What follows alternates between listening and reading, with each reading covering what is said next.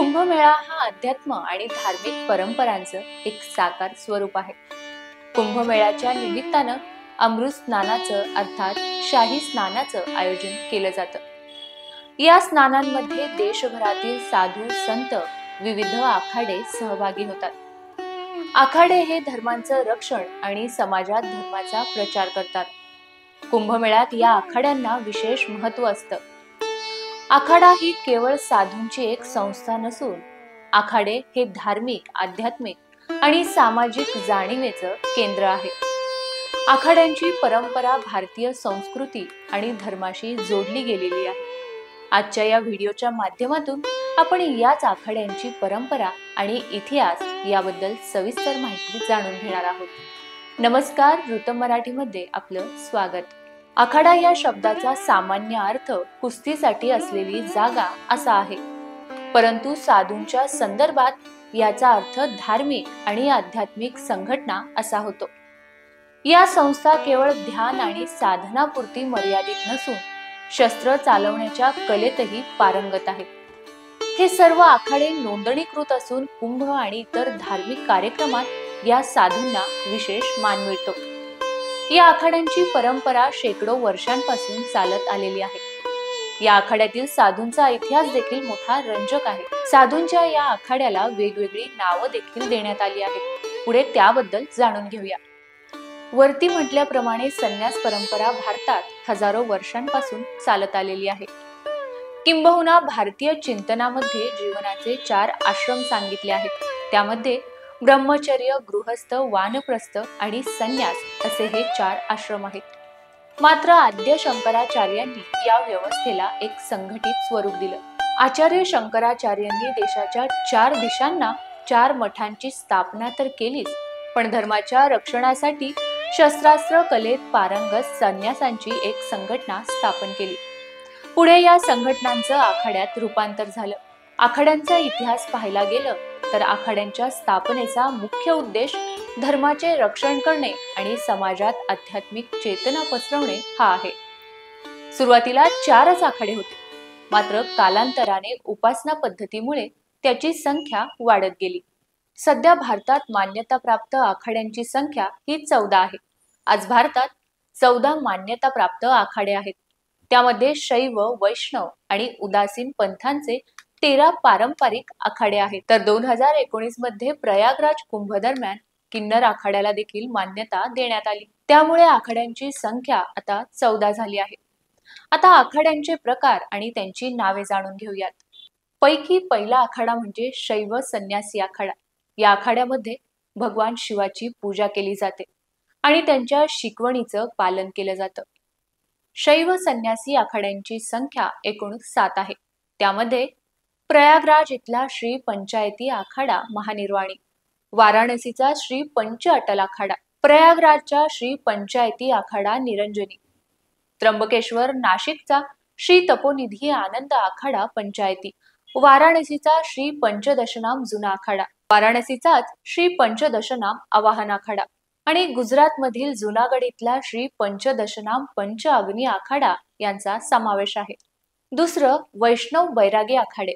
हे आखाडे भगवान विष्णूच्या भक्तांचे समूह आहेत.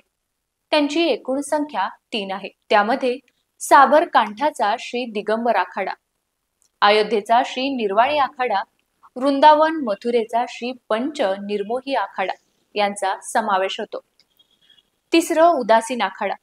हे आखाडे गुरु नानक यांच्या अनुयायांचे आहेत. त्यांची संख्या देखील 3 आहे. त्यामध्ये प्रयागचा श्री पंचायती बडा उदासीन आखाडा, हरिद्वारचा श्री पंचायती नया उदासीन आखाडा आणि हरिद्वारचा श्री निर्मल पंचायती आखाडा यांचा समावेश आहे. चौथा किन्नर आखाडा. या आखाड्याला 2019 मध्ये अधिकृत मान्यता देण्यात आली. किन्नर समाजातील संतांची ही संघटना आहे. आता कुंभ आणि आखाड्यांचा संबंध जाणून घेऊया. कुंभमेळा हा भारतीय संस्कृती आणि धर्माचा प्रमुख उत्सव आहे. संत आणि ऋषींसाठी हा एक विशेष प्रसंग आहे. ती एक पर्वणी आहे. कुंभमेळ्यात संगम किंवा गंगेमध्ये अमृत स्नान करतात. या अमृत स्नानादरम्यान आखाड्यांचे साधू विशेष विधी करतात. अमृत स्नान आणि आखाडा यांचे महत्त्व जाणून घेऊया. अमृतस्नान हा आखाड्यांचा सर्वात मोठा धार्मिक कार्यक्रम मानला जातो. यामध्ये हत्ती, घोडे, शंख, ढोल आणि शस्त्रे दाखवून साधू गंगा स्नानासाठी निघतात. हा देखावा भारतीय परंपरा आणि धार्मिकतेचं जिवंत प्रतीक आहे. त्यामुळे आखाडे भारतीय संस्कृती आणि धर्माचा अविभाज्य भाग आहेत. समाजाला एकत्र आणण्यात आणि धर्माचं रक्षण करण्यातही त्यांची महत्वाची भूमिका आहे. आखाड्यांची परंपरा आदी शंकराचार्यांच्या काळापासून आज तागायत जिवंत आहे आणि कुंभासारख्या कार्यक्रमात त्यांचं महत्व विशेषत्वाने दिसून येतं. भारतीय धर्म आणि संस्कृती समजून घेण्यासाठी आखाड्यांचा इतिहास आणि परंपरा जाणून घेणं अत्यंत आवश्यक आहे. अनेकदा आखाड्यातील साधूंना धर्माचे प्रचारक म्हणून ओळखलं जातं, पण फक्त धर्माचा प्रचारक नव्हे तर देशाच्या रक्षणासाठी देखील आखाड्यातील या साधूंनी मोलाची भूमिका बजावली आहे. 1962 मध्ये झालेल्या भारत-चीन युद्धादरम्यान चीनी सैन्याविरुद्ध लढण्यासाठी भारताने पहिल्यांदा नागा साधूंना पाचारण केलं होतं. चीनकडून अचानक झालेल्या घुसखोरीमुळे भारतावर कठीण प्रसंग ओढावला होता. चीनकडून अचानक सुरू झालेल्या घुसखोरीला तोंड देण्यासाठी भारताकडे तेवढी सैन्य शक्ती नव्हती. तेव्हा नागा साधूंना बोलवलं गेलं होतं. यापूर्वी इसवी सन 1666 मध्ये हरिद्वार येथील कुंभमेळ्यात क्रूर इस्लामी शासक औरंगजेबाने तपस्वी आणि भाविकांवर हल्ला केला होता. या हल्ल्याला शस्त्रधारी संन्यासी तपस्वींनी चोख प्रत्युत्तर दिलं होतं. शस्त्रधारी साधू आणि संन्यासी हे मुघलांशी प्रखरतेने आणि संघटितपणे लढले. त्यामुळे इस्लामी सैन्याचा मानहानिकारक पराभव झाला आणि औरंगजेबाला येथून पळून जावं लागलं. इसवी सन 1748 आणि इसवी सन 1757 साली अहमद शाह अब्दाली या क्रूर इस्लामी शासकाने मध्य मथुरेवर आक्रमण केलं. यावेळीही शस्त्रधारी संन्यासी तपस्वींनी या हल्ल्याला जोरदार प्रत्युत्तर देत फक्त सैन्यच नाही तर अब्दालीला देखील पळवून लावलं होतं. देशाच्या इतिहासातील प्रदीर्घ काळ हिंदू धर्माचे पश्चिमेकडील धर्मांध आक्रमकांपासून संरक्षण आखाड्यांनीच केलं. आखाड्यांशी संबंधित जवळजवळ सर्व तपस्वी पवित्र धर्मग्रंथ तसेच शस्त्र चालवण्यात तज्ज्ञ असतात. आखाड्याशी संबंधित सर्व तपस्वी कुंभमेळ्यात एकाच ठिकाणी राहतात, जिथे ते आपापसात चर्चा करतात आणि भविष्यासाठी योजना आखतात.